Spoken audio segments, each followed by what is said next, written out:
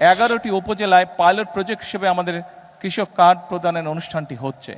প্রায় 22,000 কৃষককে আমরা প্রথম পর্যায়ে এই কৃষক কার্ডের সুবিধা আমরা তাদের কাছে পৌঁছে দিতে চাচ্ছি।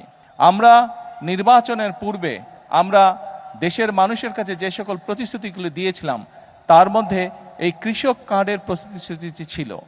এর বাইরেও আমরা বলেছিলাম যে কৃষকদের, বিশেষ করে যাদের 10,000 টাকা পর্যন্ত কৃষি ঋণ ছিল, 25শে ফেব্রুয়ারি পর্যন্ত সেই কৃষি ঋণের সুদসহ 10,000 টাকা কৃষি ঋণ আমরা মওকুফ করব। আমরা কমিটমেন্ট দিয়েছিলাম নির্বাচনের পূর্বে।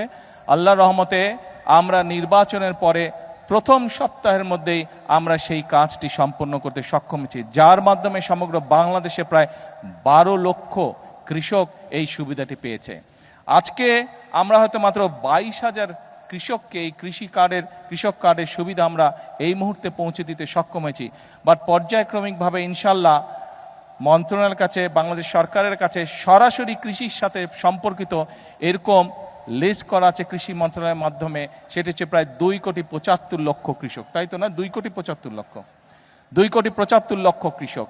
এই 2,75,00,000 কৃষকের কাছে পর্যায়ক্রমিকভাবে আগামী 5 বছরের মধ্যে পর্যায়ক্রমিকভাবে আমরা কৃষি কার্ড তাদের কাছে পৌঁছে দিব। আমাদের লক্ষ্য হচ্ছে এই দেশের শতকরা 40% মানুষ কৃষির সাথে জড়িত। আপনি আজকে আমরা যেখানে অতিথি হিসাবে আমরা যারা এখানে উপস্থিত আছে, মাঠে যত মানুষ উপস্থিত আছেন, এই মঞ্চে যত মানুষ উপস্থিত আছেন, আমি হয়তো সরাসরিভাবে কৃষির সাথে সম্পর্কিত নই, কিন্তু আমাদের পরিবারের কেউ না কেউ আছে যেই মানুষটি কৃষির সাথে সম্পর্কিত, সরাসরিভাবে এখনো সম্পর্কিত, আমাদের আত্মীয় স্বজন, পরিবার পরিজনের। অর্থাৎ বাংলাদেশে আমরা যত মানুষ আছি, প্রত্যেকটি পরিবার, 4 কোটি পরিবার আছে, প্রত্যেকটি পরিবারের কেউ না কেউ কৃষির সাথে সম্পর্কিত। অর্থাৎ এই দেশের প্রধান পেশাই হচ্ছে কৃষি। এই দেশের কৃষক যদি সচ্ছল থাকে, এই দেশের কৃষক যদি বেঁচে থাকে, এই দেশের কৃষক যদি ভালো থাকে, তাহলে সমগ্র বাংলাদেশ ভালো থাকতে পারবে, সমগ্র বাংলাদেশের মানুষ ভালো থাকতে পারবে। কৃষক ভাই বোনদের আরেকটি বিশাল সমস্যা রয়েছে, সেটি হচ্ছে অনেক কৃষক ভাই বোন ফসল উৎপাদন করে, অনেক ফসল আছে, যেমন এইখানে এই টাঙ্গাইলের আনারস বিখ্যাত।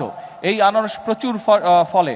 আমাদের এই যে ফকির সাহেব আছে, ওনার স্বপন ফকির আছে, ওনার এলাকায় প্রচুর আনারস আছে, কিন্তু এই আনারসকে আমরা প্রিজার্ভ করে রাখতে পারি না। অর্থাৎ আনারসটা সিজনের পরেও যাতে আমরা রাখতে পারি, সেটার জন্য কোল্ড স্টোরেজ বা সেরকম প্রক্রিয়াজাত কিছু নাই। এরকম অনেক দ্রব্য আছে বাংলাদেশে যেগুলোকে আমরা যদি প্রক্রিয়াজাত করে রাখতে পারি, কোল্ড স্টোরেজ করে রাখতে পারি, তাহলে কৃষক ভাইরা যেরকম ফসলটা যখন বেশি হয় তখন অনেক সময় দাম পায় না, কিন্তু আমরা যদি কোল্ড স্টোরেজে রাখতে পারি তাহলে কৃষক ভাইরা পরবর্তীতে দাম পায়। শুধু কৃষক ভাইরা দাম পায় না, একই সাথে মানুষও সিজনের পরেও সেই ফসলটির সুবিধা পায়, সেই ফলাদি বলেন সেটি মানুষ খেতে পারে।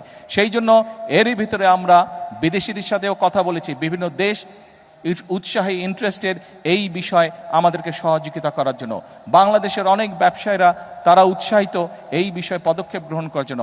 আপনাদের নির্বাচিত বিএনপি সরকারও এই ব্যাপারে আমরা পদক্ষেপ গ্রহণ করছি, এ ব্যাপারেও ইনশাল্লাহ কাজ করছি।